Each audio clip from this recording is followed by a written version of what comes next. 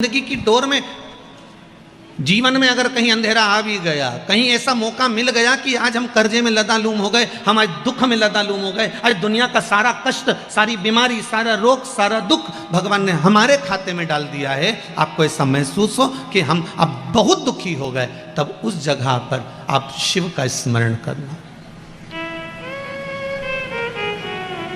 डोलना मती। आपकी दृष्टि में देवताओं में भेद हो सकता है, पर शिव महापुराण की दृष्टि में कभी भेद नहीं हो सकता।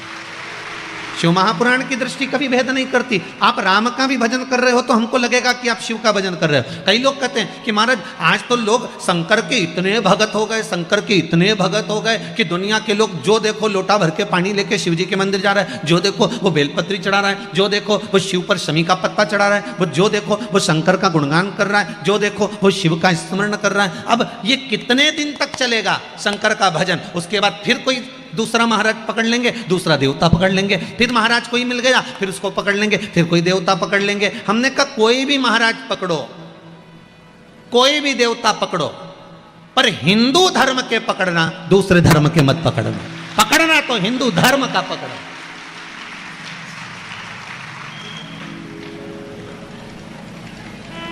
कहीं एंडा बेंडा मत पकड़ लीजो रे, पकड़ो, मना नहीं, पर हिंदू धर्म का पकड़ना। कोई राम का गुणगान करने वाला हो, कोई कृष्ण का गुणगान करने वाला हो, कोई शिव का गुणगान करने वाला हो, कोई माँ जगत जननी जगदम्बा का गुणगान करने वाला हो। और निवेदन है मेरी माताओं से, निवेदन मेरे भाइयों से, आप सबका गुणगान करना, पर जब दुख की घड़ी आए, जब आपको लगे कि आज मैं बहुत तकलीफ में हूँ, मैं बहुत कष्ट में हूँ, उस दिन फिर किसी को भले याद करो चाहे मत करो, पर मेरे महाकाल बाबा को याद कर लेना, उस शिव को याद कर लेना। सामने खड़ा मिलेगा वो, असली रूप में तो कभी आता ही नहीं है। अभी यहां पर शंकर भगवान आके खड़े हो जाएं तो तुम यही सोचोगे जैसे नीचे बाबा और नहीं नाचे, पुंगी लेके दो दो।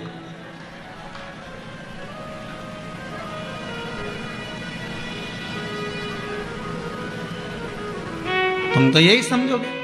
तुम्हारे दरवाजे पर कोई जटा बांध कर आ जाए, नाग लपेट के आ जाए, डमरू बजाता बजाता जाए, तो तुम क्या शंकर जी समझोगी? ईमानदारी से बोलो जरा। अंदर जाओगी, एक कटोरी आटा ला के दे, बाबा रुको ये लो आटा।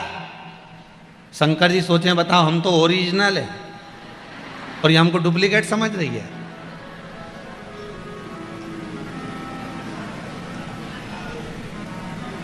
असली तो समझ में नहीं आता। असली को पहचानना बड़ा कठिन काम है, दुनिया का सबसे कठिन काम है असली को पहचानना, बहुत कठिन। एक पढ़ा लिखा लड़का, उसको नौकरी नहीं मिल रही थी, तो नौकरी नहीं मिली तो उसने गांव में सर्कस आया, सर्कस वाले से कहा भैया हमको नौकरी दे दो। उसने कहा नौकरी तो है पर बंदर के कपड़े पहनना पड़ेंगे और बंदर के कपड़े पहनकर शेर के मुंह में हाथ देना पड़ेगा। कितना मिलेगा? 4000 रुपये मिलेंगे। अब भूखा मरता क्या नहीं करता, उसने कहा बंदर के कपड़े पहनकर हम शेर के मुंह में हाथ दे देंगे। उसने कहा ठीक है। अब उसको बंदर के कपड़े पहनाकर शेर के पिंजरे में छोड़ा। जैसे ही शेर के पिंजरे में छोड़ा और शेर का पिंजरा जो खुला और शेर धाड़ता हुआ जो आया, तो ये तो पीछे हटा कि अब तो निपटा।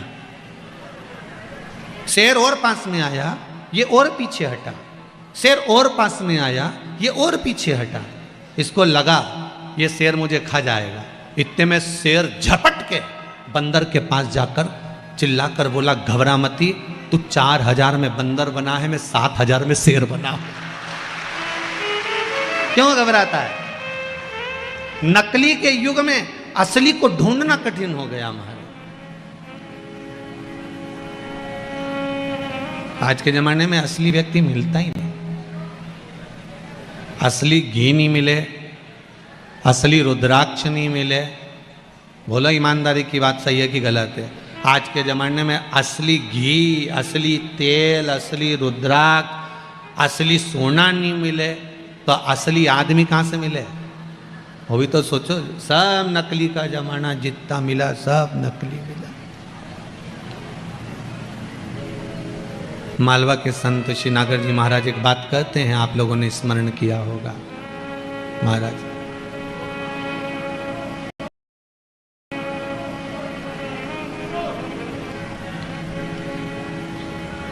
जोगी आया भोगी आया ढोंगी आया रे, जोगी आया भोगी आया ढोंगी आया रे, जब गुरु आया गांव में तो कोई नहीं रे, ऐसो कोई नहीं रे, या हीरा को परखियो राम कोई नहीं रे।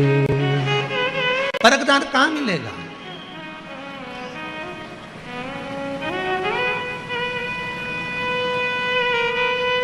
परखैया मिलना कितना कठिन है साहब। एक व्यक्ति के पास में 2 हीरे थे, बहुत चमकदार, राजसी ठाठ जैसे हीरे। इतने बड़े हीरे पूरे राजभवन में किसी के पास नहीं थे। उस व्यक्ति ने जाकर कहा, महाराज मेरे पास में 2 हीरे हैं, एक नकली है एक असली है, आप बता दो इसमें से असली कौन सा और नकली कौन सा है। अगर आपने बता दिया असली हीरा तो ये हीरा मैं आपको दे जाऊंगा। राजा ने हीरे की परख करवाने की कोशिश करी। इतना सुंदर हीरे हैं, इतने सुंदर हीरे हैं, और ये हीरा कम से कम करोड़ों का है, पूरी जायदाद बेच दूंगा तो ये सब बड़ा हीरा नहीं आ सकता। राजा ने अपने जौहरियों को बुलाया, अपने सैनिकों को बुलाया, हीरे की परख करके बताओ हीरा असली कौन सा नकली कौन सा। सब घबरा गए, क्योंकि राजा ने कहा सुनो, असली हीरा बता देना, तुमसे कह दिया अगर असली हीरा नहीं मालूम पड़ा तो तुम्हारे प्राणों को हर लिया जाएगा। अब कोई एक भी खड़ा नहीं हुआ और एक ने भी जाके हीरा नहीं बताया।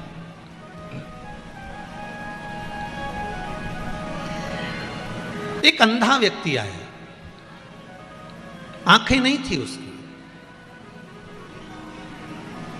आज राजा ने जो सभा लगाई थी वो राजभवन के अंदर नहीं थी, ठंड पड़ रही थी इसलिए राजभवन के बाहर धूप में सभा लग रही थी। अंधा व्यक्ति ने आकर कहा, महाराज मैं बता सकता हूं कि असली हीरा कौन सा है। राजा हंसने लगा, आंख का अंधा, देख सकता नहीं है, और हीरा बताने चला कि असली कौन सा है। अच्छे अच्छे जौहरी, अच्छे अच्छे मालिक इस हीरे को नहीं बता पा रहे और ये कैसे बता देगा। मैं बता सकता हूं कि असली हीरा कौन सा है। राजा ने मन में सोचा मालूम तो पड़ ही नहीं रहा, चलो अंधे को ही मौका दे दो।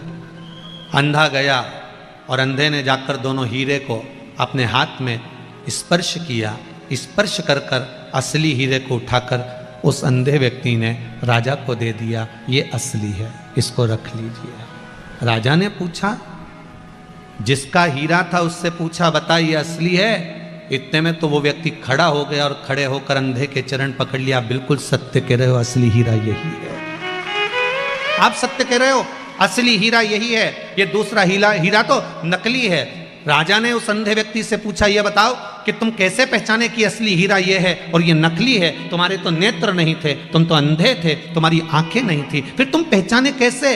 इतने में अंधे व्यक्ति ने कहा, मैंने जब हीरे का स्पर्श करा, हीरा कितनी भी धूप पड़ जाए, कितनी भी गर्मी पड़ जाए, हीरा हमेशा ठंडा रहता है।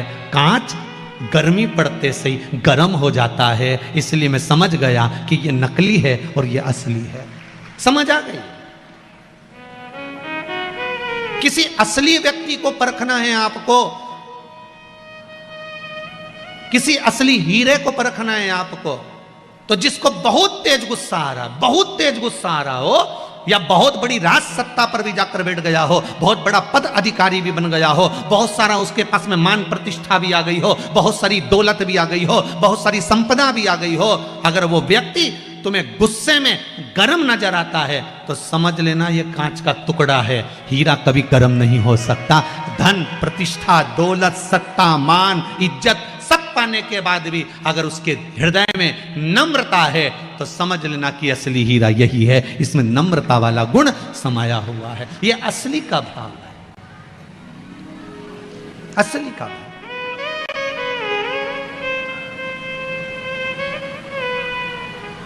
थोड़ा सा मान मिल गया, थोड़ा सा सम्मान मिल गया, थोड़ी सी दौलत मिल गई, थोड़ी सी सत्ता मिल गई, थोड़ा वैभव मिल गया और उसमें हमारा अहंकार बढ़ गया, हम गर्म हो गए।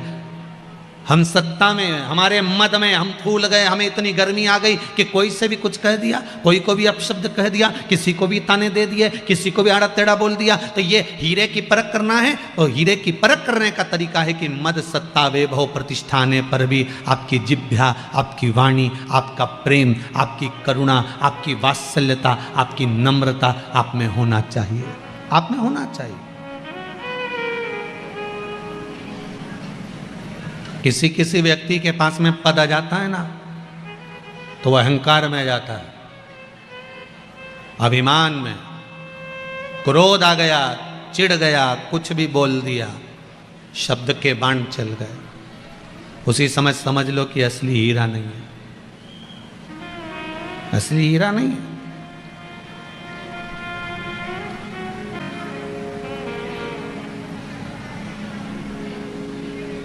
थोड़ा अगर काल घेर भी रहा है, थोड़ी परेशानी हमारे जीवन में बढ़ भी रही है, थोड़ी समस्याएं संसार में अगर आ भी रही है, तो उसका निवारण है शंकर की कथा।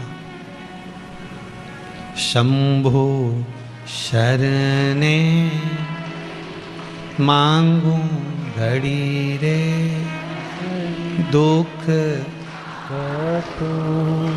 दया करी ने दर्शन आपो।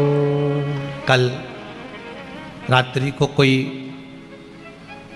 जाते समय कह रहे थे, गुरुजी आपको कोई दूसरे भजन नहीं आते क्या?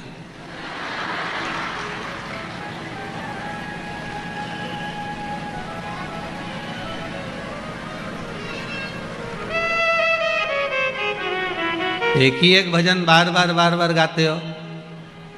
हमने कहा हमको तो पूड़ी भी बनाना आती है, पराठा भी बनाना आता है, पर पेट तो रोटी से ही भराता है।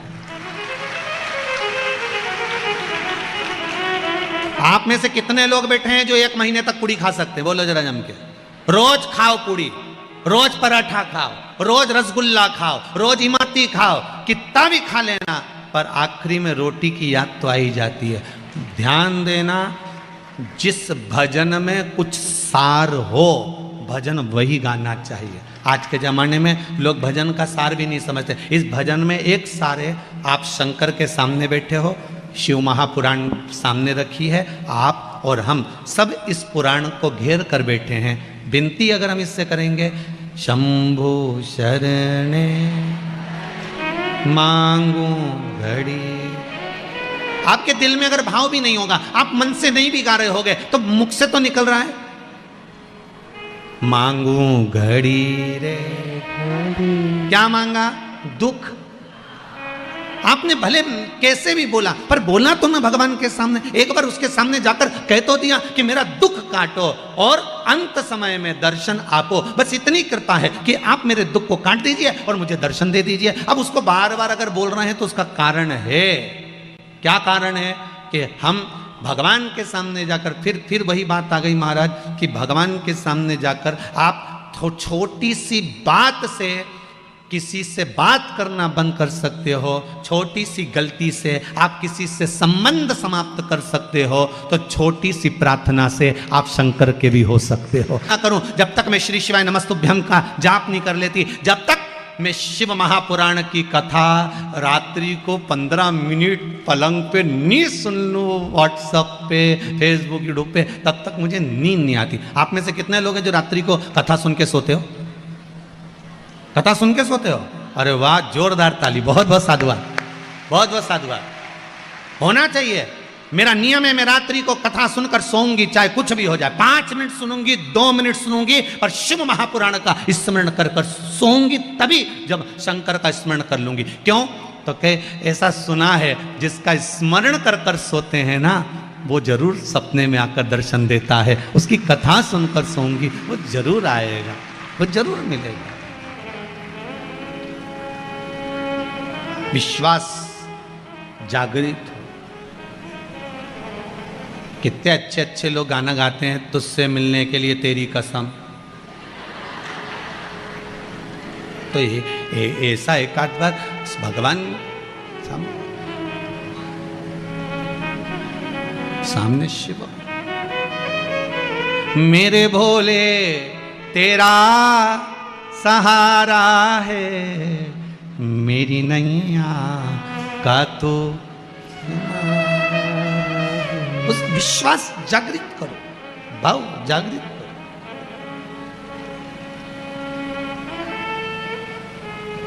पूरी कथा में से आप कुछ मत लेकर जाओ, नहीं ले जाना है तो, पर एक चीज लेकर जाना, श्री।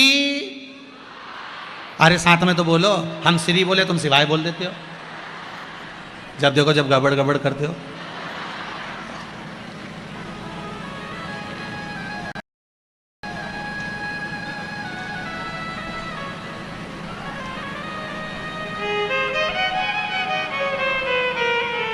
फिर से बोलो जरा, श्री शिवाय नमस्तुभ्यम।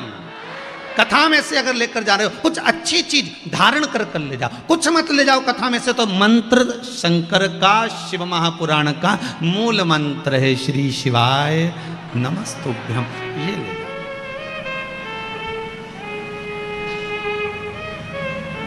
द्रौपदी का जब चीर खींचा गया, द्रौपदी का जब चीर खिंचा रहा था,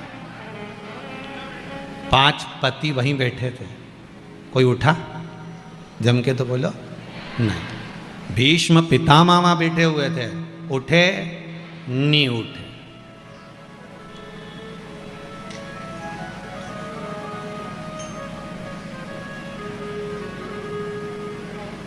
धृतराष्ट्र नहीं, गांधारी नहीं उठे, कोई नहीं उठा।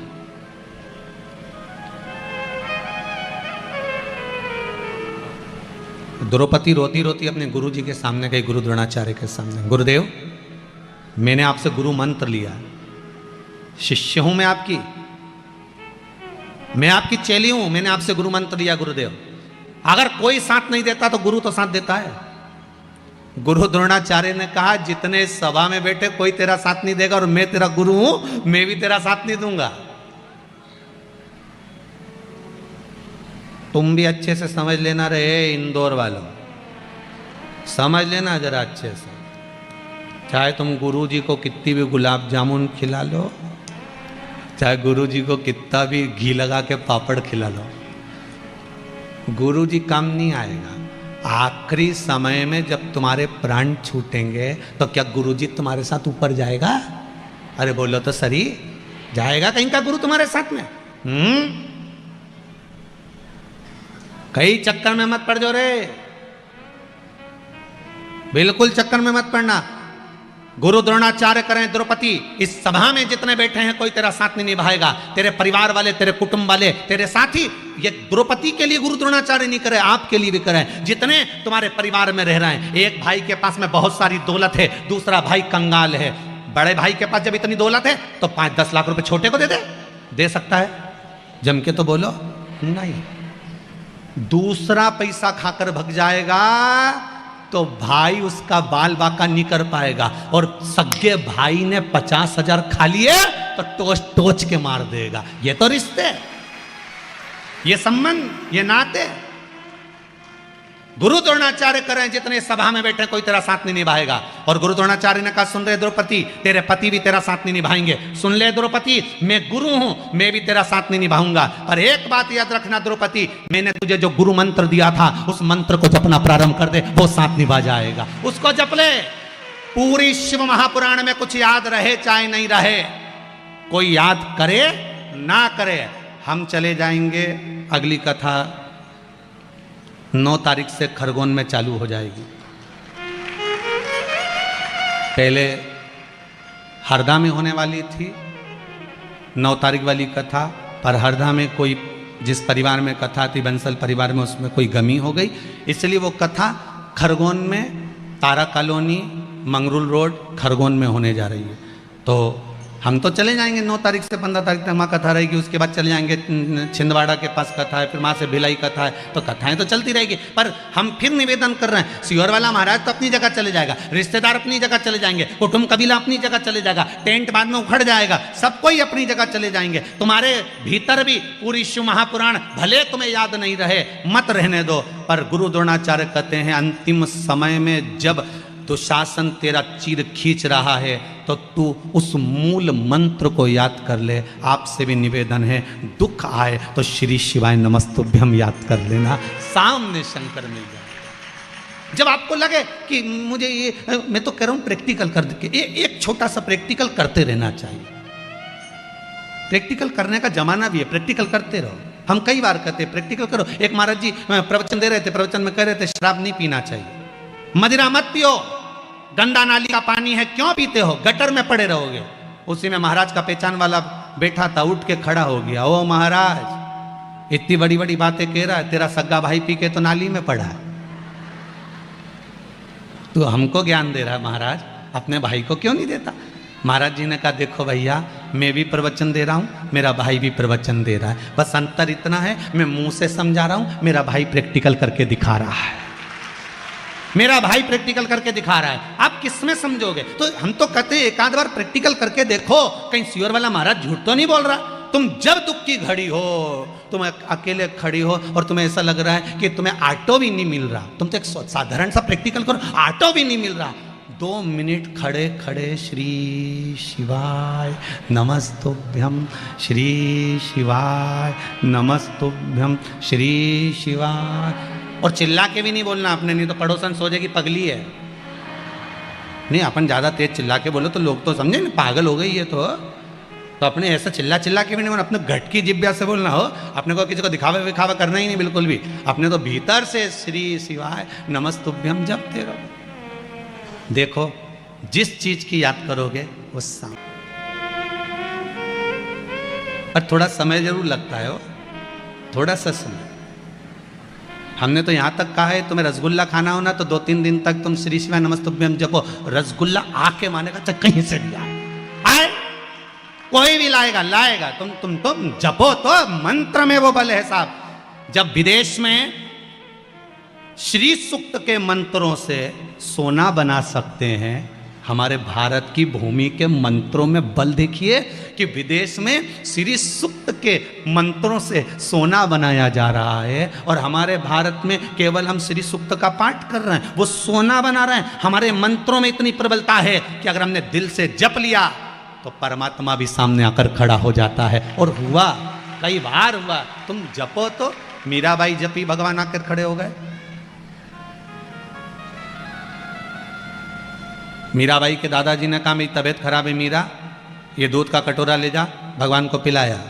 ले, मीराबाई दूध का कटोरा ले गई, भगवान को दे दिया, भगवान के सामने रख दिया। मीराबाई अपने काम में लग गई, भगवान ने दूध नहीं पिया। मीराबाई को लगा रोज पीता होगा, आज नहीं पिया, हो सकता है अपन आपस में पहचान नहीं है इसलिए नहीं पी लिया होगा। मीराबाई जब देखी कि भगवान दूध नहीं पिए, मीराबाई हाथ जोड़ के बोली बाबा ठाकुर कन्हैया दूध पी लो, पी लो। भगवान नहीं पिया, पत्थर की मूर्ति में से कोई भगवान प्रकट है दूध पीना, पियो। भगवान नहीं पिया। जब नहीं पिया, मीराबाई